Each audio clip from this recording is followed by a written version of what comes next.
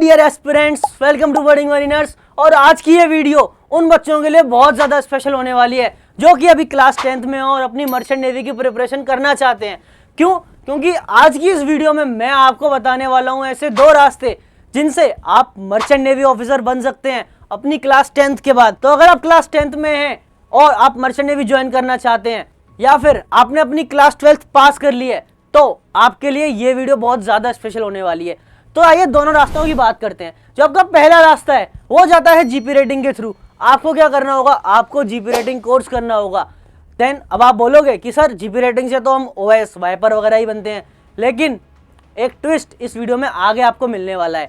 मैं आपको बताऊंगा जीपी रेटिंग से लेके एक ऑफिसर बनने तक का पूरा रोड मैप। इसके बाद जो अगली चीज आती है वो है आप क्लास 12th के बाद डायरेक्ट डीएनएस यानी diploma in nautical science, BSc nautical science और बीटेक मरीन जैसे कोर्सेज के लिए एलिजिबल हो अगर आप आईएमसीटी एग्जाम क्लियर करते हो।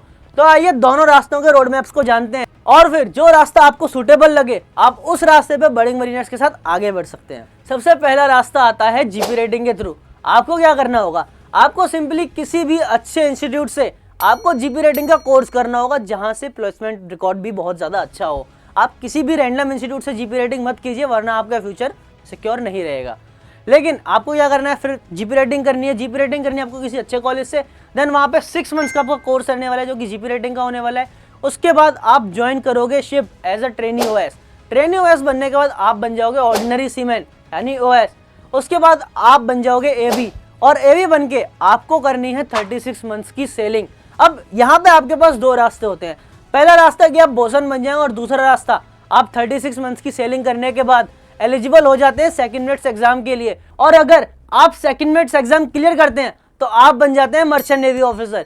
तो ये जो रास्ता था ये था जीपी रेटिंग के थ्रू। आइए बात करते हैं दूसरे रास्ते की। लेकिन अगर आप अभी 10th में हो और चाहते हो मर्चेंट नेवी ज्वाइन करना, आपको क्या करना होगा?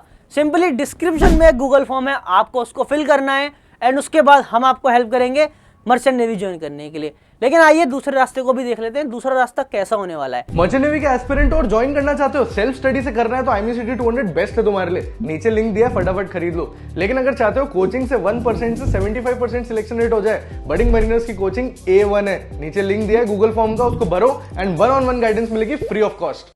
और अगर आप अभी 10th में हो तो आपको क्या करना होगा? सिंपली थोड़ा सा वेट करो, 2 साल पढ़ाई करो, फिजिक्स केमिस्ट्री मैथ के साथ अपनी क्लास 12th कंप्लीट करो। देन आप ये दूसरे रास्ते के लिए एलिजिबल हो जो उससे भी ज्यादा इजी होने वाला है। तो आइए इस रोड मैप को भी समझते हैं। सबसे पहले आपको अपनी क्लास 12th कंप्लीट करनी पड़ेगी with physics chemistry and mathematics. जैसे ही आप क्लास 12th अपनी कंप्लीट करते हैं आपको अपीयर होना पड़ेगा IMCT एग्जाम में। IMCT एग्जाम में आपको लानी पड़ेगी अच्छी रैंक। लेकिन सिर्फ IMCT निकाल के आप DNS ज्वाइन नहीं कर सकते। आपको क्या करना होगा? आपको स्पॉन्सरशिप एग्जाम्स भी क्लियर करने होंगे। उसके बाद आपको इंटरव्यूज भी क्लियर करने होंगे जो कि अलग अलग MTIs और अलग अलग कंपनीज अपने पर्सनल इंटरव्यू कंडक्ट कराती है। उसके बाद आप ज्वाइन करते हो अपनी मैरीटाइम ट्रेनिंग इंस्टीट्यूट जो कि आपको अपनी कंपनी या फिर जो आपने MTI में अप्लाई किया है वो आपको प्रोवाइड करती है। वहाँ से आपको कोर्सेज मिल जाते हैं। आप 3 कोर्सेज के लिए एलिजिबल होते हो, DNS, BSc नॉटिकल साइंस और बीटेक मरीन।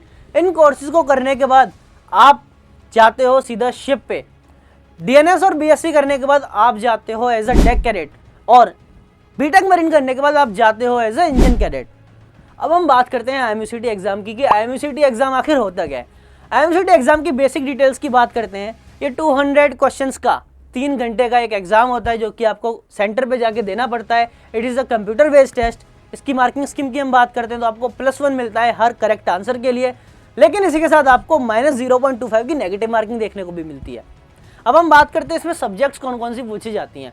इसमें सब्जेक्ट्स जो पूछी जाती हैं वो है physics, chemistry, maths, English, aptitude, Jio and geography. अब देखते हैं इसमें कितने क्वेश्चंस पूछे जाते हैं। इसमें फिजिक्स के लिए आपके पास आते हैं 50 क्वेश्चंस, केमिस्ट्री में आते हैं आपके पास 20 क्वेश्चंस, मैथ्स के आते हैं 50 क्वेश्चंस, इंग्लिश के आपके पास 40 क्वेश्चंस, एप्टीट्यूड के 20 क्वेश्चंस और जीके एंड ज्योग्राफी मिला के 20 क्वेश्चंस। तो इस तरह से आपका 200 क्वेश्चंस का डिवीजन होता है। और इस एग्जाम को क्लियर करने के बाद आपकी आती है IMUCT रैंक और IMU रैंक के बेसिस पे आपको IMU कॉलेजेस भी प्रोवाइड होते हैं। अब अगर आप प्रिपरेशन करना चाहते हो और आपने ठान लिया है प्रिपरेशन करने का और इस बार आप मर्चेंट नेवी ज्वाइन करके ही रहोगे तो आपको सिंपली करना क्या होगा? आपको इस नंबर पर हमें DM करना है या फिर आपको डिस्क्रिप्शन में एक गूगल फॉर्म की लिंक प्रोवाइडेड है, आपको उस लिंक को फिल करना होगा, आपको उस गूगल फॉर्म को फिल करना होगा। उसके बाद आगे बडिंग मरीनर्स यानी कि हम आपको रीच आउट करेंगे और आपका जो सपना है मर्चेंट नेवी में जाने का बडिंग मरीनर्स के साथ, हम उसको आगे बढ़ाएंगे और आपके सिलेक्शन में आपको हम हेल्प करेंगे।